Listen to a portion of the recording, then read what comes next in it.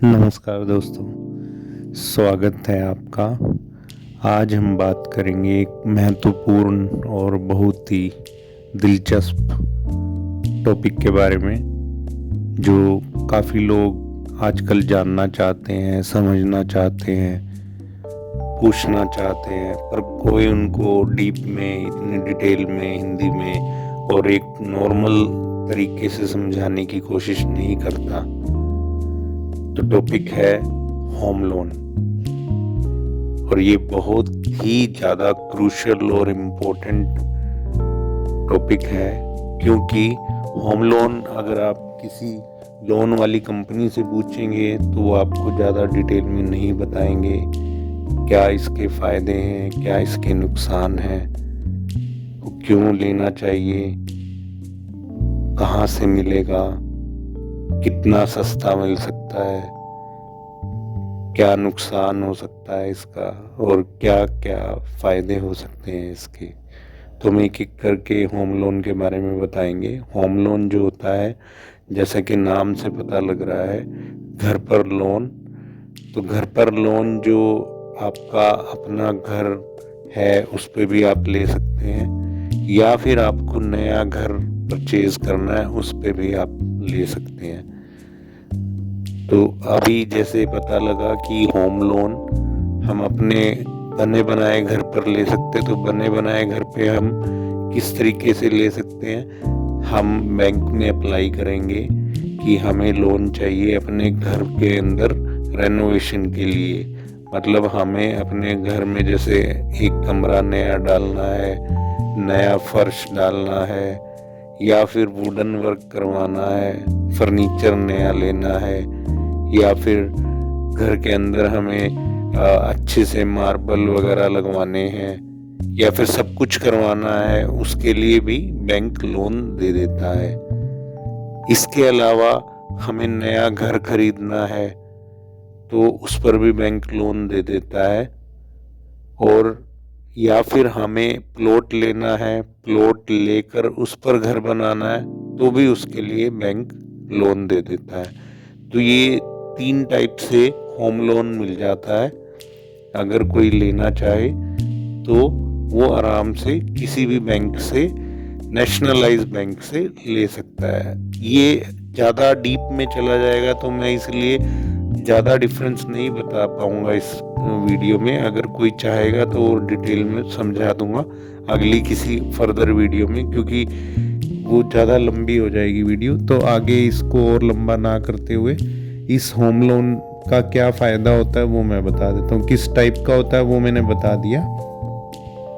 अब इसका फ़ायदा क्या होता है होम लोन लेने का। सबसे बड़ा और सबसे पहला फ़ायदा ये है, जैसे आजकल की जनरेशन है, यंग जनरेशन जो जॉब करती है, उसको ज़्यादा डिटेल नहीं पता कि प्रॉपर्टी के क्या क्या डॉक्यूमेंट देखने चाहिए प्रॉपर्टी लेते टाइम, और कैसे हम इसको ट्रांसफ़र कर सकते हैं, क्या प्रोसेस होना चाहिए, प्रॉपर्टी को अपने नाम पे कैसे करना है खरीदने के बाद। तो लोन लेने का ये सबसे बड़ा फ़ायदा होता है कि आप अपनी प्रॉपर्टी को बैंक के थ्रू अपने नाम ट्रांसफ़र करा सकते हैं, क्योंकि बैंक जब आपको लोन देगा तो वो ओरिजिनल सारे डॉक्यूमेंट इकट्ठे करेगा आपके बिहाफ पे, उसको वेरीफाई करेगा, तभी आपको लोन इशू करेगा।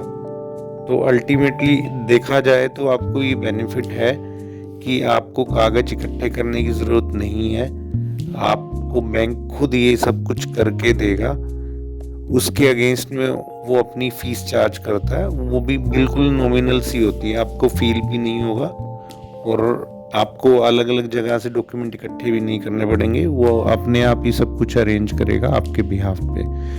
आपकी जो क्लियर ओनरशिप का आपको एक प्रूफ मिल जाएगा, लीगल प्रूफ मिल जाएगा कि आप उस प्रॉपर्टी के ओनर हैं। तो सबसे बड़ा बेनिफिट ये है। सेकंड बेनिफिट, जो लोग जॉब करते हैं उनके लिए सेकंड बेनिफिट टैक्स की रिबेट में है। वो होम लोन पे अपना टैक्स का रिबेट ले सकते हैं। 2 लाख रुपए तक का वो इंटरेस्ट पे टैक्स रिबेट ले सकते हैं, और 1.5 लाख रुपए तक का जो लोन का रीपेमेंट कर रहे हैं प्रिंसिपल अमाउंट का, उस पर टैक्स रिबेट ले सकते हैं। ठीक है। इससे अगला जो बेनिफिट होम लोन का है वो एक और तरीके से होता है। जैसे हम एफडी कराते हैं, एफडी का रेट ऑफ इंटरेस्ट होता है 6%, 7%, कहीं कहीं ये 8% भी है। तो होम लोन दोस्तों 7.5% तक मिल जाता है। तो कहीं ना कहीं आपको फील नहीं होगा, साल का 7.5% बहुत ही सस्ता होम लोन का इंटरेस्ट रेट है, और अभी के हिसाब से रेपो रेट के हिसाब से बहुत ही बेहतरीन रेट ऑफ इंटरेस्ट है। तो ये बेनिफिट के अलावा आपको एक अगला जो इसमें फ़ायदा मिलता है होम लोन लेने से, जो अगर आपका कहीं ना कहीं सिबिल वगैरह में कहीं दिक्कत थी या फिर आपको कोई ट्रैक रिकॉर्ड बनाना है, तो आप होम लोन लेकर रीपेमेंट कर सकते हैं। क्योंकि क्या होता है, अदर जो लोन्स होते हैं उसमें जब भी आप कभी रीपेमेंट करेंगे, रीपेमेंट का मतलब है कि अगर लेट से आपने कोई 10 लाख का लोन लिया था होम लोन, आपने 1 साल पूरा चला लिया, 2 साल चला लिया, बाकी जो पैसा बचा आपने तीसरे साल सोचा कि मैं सब पे कर दूं, तो आप बिना किसी चार्जेस के उन सब की पेमेंट कर सकते हैं। लेकिन किसी और प्रोडक्ट में, जैसे कि आपका ऑटो लोन यानी कार का लोन हो गया, या फिर आपका कोई बिजनेस लोन है, या कोई पर्सनल लोन जो सैलरीड पर्सन को मिलता है, उसके ऊपर आपको चार्जेस देने पड़ेंगे। इस पे आपको कोई भी चार्ज नहीं देना पड़ेगा, आप पेमेंट कर सकते हैं। और एक जो इसके अलावा, वैसे तो फ़ायदे बहुत हैं, बट जो मैंने आइडेंटिफाई करके रखा है सिंपल करने के लिए, वो है बैलेंस ट्रांसफ़र करने का, बीटी बोलते हैं जिसे।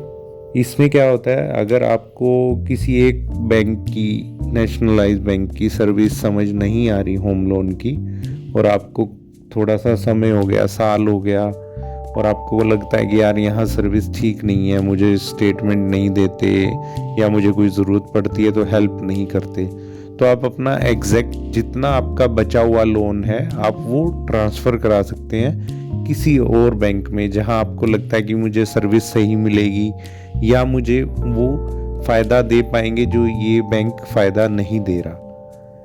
तो ये सब फ़ायदे मिलाकर आप एक परफेक्ट होम लोन ले सकते हैं। अगर आपका कोई सजेशन है कि आपको होम लोन पे और डिटेल में कुछ समझना है, तो आप या तो मुझे बता सकते हैं अपने कमेंट्स के अंदर, या फिर आप अप्रोच कर सकते हैं कि और कोई वीडियो अगर मुझे बनानी हो तो मैं डिटेल में और वीडियो बनाकर बताऊंगा, और ऐसी एक सीरीज़ निकालूंगा अलग अलग प्रोडक्ट में, जिसके ऊपर आपको डिटेल में पता लगेगा कौन सा प्रोडक्ट लोन के लिए आपके लिए फ़ायदेमंद है और किस लोन को आपको लेना चाहिए। अगर मेरी वीडियोस आपको अच्छी लगती हैं और मुझसे जुड़ा रहना चाहते हैं तो आप इस चैनल को सब्सक्राइब कर सकते हैं, और इस वीडियो को जो कोई ज़रूरतमंद है जिसको होम लोन के बारे में जानना है तो उससे ज़रूर शेयर कीजिएगा। शुक्रिया, थैंक यू।